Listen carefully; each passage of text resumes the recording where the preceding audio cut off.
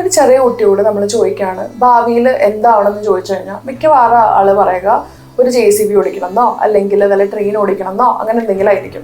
എന്നാൽ ഇതേ സെയിം ആളോട് നമ്മൾ ഒരു 12th ഒക്കെ ആകുമ്പോഴേക്കും ഇതേ സെയിം ക്വസ്റ്റ്യൻ ചോദിക്കുവാണെങ്കിൽ ആൾ മിക്കവാറും പറയാൻ വല്ല പൈലറ്റ് ആവണമെന്നായിരിക്കും. അന്ന് ഇതിനു വേണ്ടി എന്ത് ചെയ്യണം, എന്ത് പഠിക്കണം, എങ്ങോട്ട് പോകണം എന്നുള്ള കാര്യത്തിലൊന്നും നമുക്ക് യാതൊരു ഐഡിയ ഉണ്ടാവില്ല എന്നുള്ളതാണ്.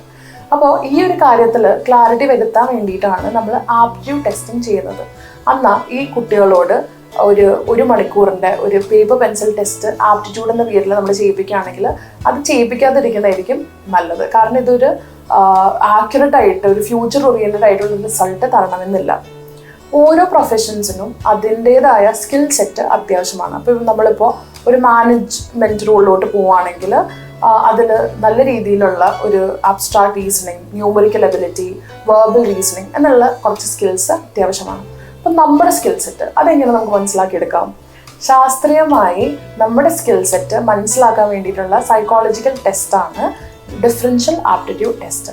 ഈ എല്ലാ ഹോസ്പിറ്റലിലും മെഡിക്കൽ രീതിയിലുള്ള ടെസ്റ്റിംഗ് എല്ലാം ഡോക്ടേഴ്സ് ചെയ്യുന്ന പോലെ തന്നെ ഈ DATയും പ്രൊഫഷണൽസ് അതായത് സൈക്കോളജിസ്റ്റ് ആണ് ചെയ്യുന്നത്. ഇത് 2 ദിവസം എടുത്താണ് ഈ ഒരു ടെസ്റ്റ് നമ്മൾ കംപ്ലീറ്റ് ചെയ്യണേ. ആദ്യത്തെ ദിവസം ഒരു കോംപ്രിഹെൻസീവ് ആയിട്ടുള്ള ഒരു അസസ്മെൻ്റ് ആയിരിക്കും. അതിൽ നമ്മുടെ ഡിഫറെൻറ്റ് സ്കിൽസ് നമ്മൾ മെഷർ ചെയ്യുന്നു. അതായത് numerical ability, spatial reasoning, clerical speed and accuracy എന്ന പോലുള്ള സ്കിൽസ് എല്ലാം നമ്മൾ മെഷർ ചെയ്ത് വെക്കുന്നു.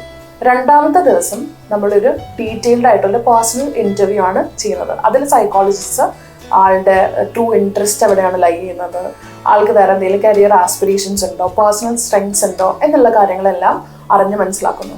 അതിനുശേഷം ഈ സ്കിൽ സെറ്റും പിന്നെ ആളുടെ ഇൻട്രസ്റ്റും നമ്മൾ എന്തെങ്കിലും മാച്ചിങ് ഉണ്ടോ ഇല്ലേ എന്ന് നമ്മൾ ടെസ്റ്റ് ചെയ്യുന്നു.